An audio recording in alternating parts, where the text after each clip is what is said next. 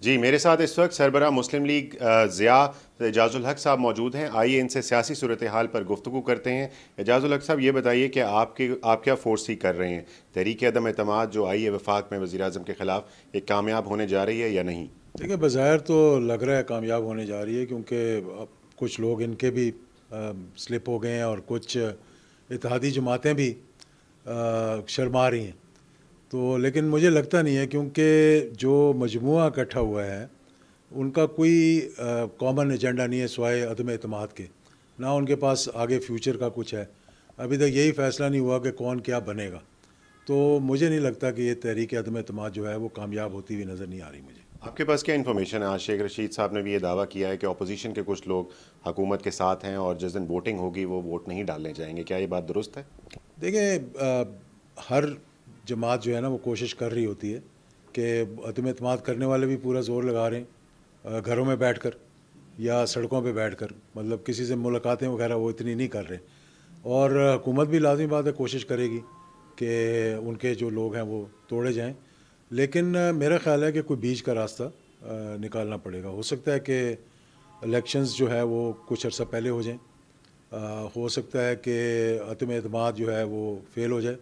ہو سکتا ہے کہ اپوزیشن جماعتیں جو اکٹھی ہوئی ہیں ان میں سے ایک جماعت کا سربراہ جو ہے وہ بیمار ہو جائے.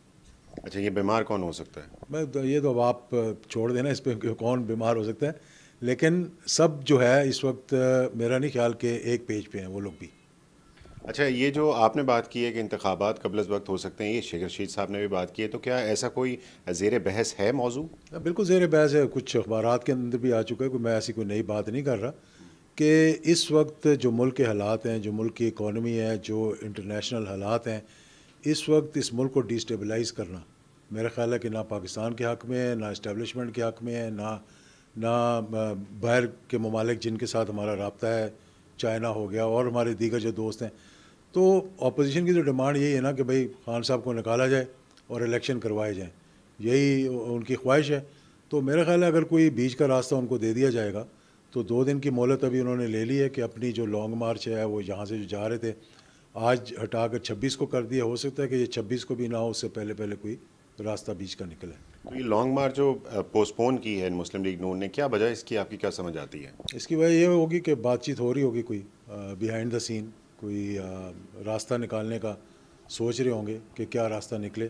میرا خیال ہے کہ ان کے حق میں بھی نہیں ہے. موجودہ صورتحال میں جو بھی آئے گا اس کو اس وقت اکانومی کو سنبھالا مشکل دیا جائے گا. آج دیکھ لیں کہ پٹرول کی قیمت کہاں پہ پہنچ گئی ہے، 130-135 پہ پہنچنے والی ہے. اور دیگر جو معاملات ہیں ان کو انہوں نے ٹھیک کر نہیں سکنا. وہ بھی سوچ رہے ہیں بیٹھ کر کہ ہم نے یہ قدم تو اٹھا لیا ہے، اگر ہم اس میں پھنس گئے تو ہم پھر کیا کریں گے. آگے الیکشن آنے والا ہے تو یہ اگر کوئی پرفارم نہیں کریں گے تو میرا خیال ہے ان کے ساتھ بہت بری ہوگی. اعجاز الحق صاحب یہ بتائیں، حکومت بار بار یہ کہہ رہی ہے کہ بیرونی ہاتھ بھی ملوث ہے اس تمام صورتحال میں جو اس وقت ملک کو ڈی اسٹیبلائز کرنے کی کوشش کی جا رہی ہے اور اپوزیشن اس کا ایک بطور ہتھیار استعمال ہو رہی ہے. آپ سمجھتے ہیں بات درست ہے؟ اصل میں 2007 کے بعد ہماری جو پولیٹیکل تاریخ ہے نا، اگر آپ 88 سے 2007 تک دیکھیں تو اندرونی معاملات ہوا کرتے تھے. اصغر خان کیس آ گیا، دوسری چیزیں آ گئیں. 2007 میں بیرونی مداخلت ہوئی ہے. اب ہر کسی کو یہ وہم ہے کہ ہو سکتا ہے کہ باہر سے بھی کچھ ہو. اس وقت پیپلز پارٹی کے کیسز کلمینیٹ ہونے والے تھے، اب پی ایم ایل این کے کیسز کلمینیٹ ہونے والے ہیں. اس وقت انہوں نے اپنی پوری کوشش کی کہ امریکہ کو یا کونڈولیسا رائس کو ساتھ ملا لیں. یہ لوگ بھی اب پوری کوشش کر رہے ہوں گے کوئی نہ کوئی ان کی جو فرد جرم عائد ہونے والی ہے اس سے کسی طرح سے نجات مل جائے. تو ہر کوئی یہ کوشش کر رہا ہے اس وقت کہ اپنی جان بچائے، کسی کو ملک کی فکر نہیں ہے. آپ کی وزیر اعظم سے بیک ٹو بیک کئی ملاقاتیں ہوئی ہیں. وزیر اعظم آپ کو کتنے پر اعتماد لگے ہیں اور کیا گفتگو کیا ہوئی ہے؟ دیکھیں، پر اعتماد جہاں تک آپ کہہ رہے ہیں تو وہ میرا خیال ہے کہ بہت پر اعتماد تھے. ان کو یہ فکر نہیں ہے کہ میں رہوں گا یا میں جاؤں گا. ہو سکتا ہے پاکستان کے لیے کوئی کنسرن ہو تو ہو. دوسری بات یہ ہے کہ پر اعتماد کے سے زیادہ میرا خیال ان کو یہ دکھ ہوا ہوگا کہ جو ان کے اپنے ساتھی ہیں یا ان کے جو الائڈ پارٹنرز تھے، جو ان کا جو بیہیویئر رہا ہے اس سے ذرا تھوڑی سی مایوسی ضرور ہوگی ان کو. انہوں نے مایوسی کا اظہار کیا آپ سے؟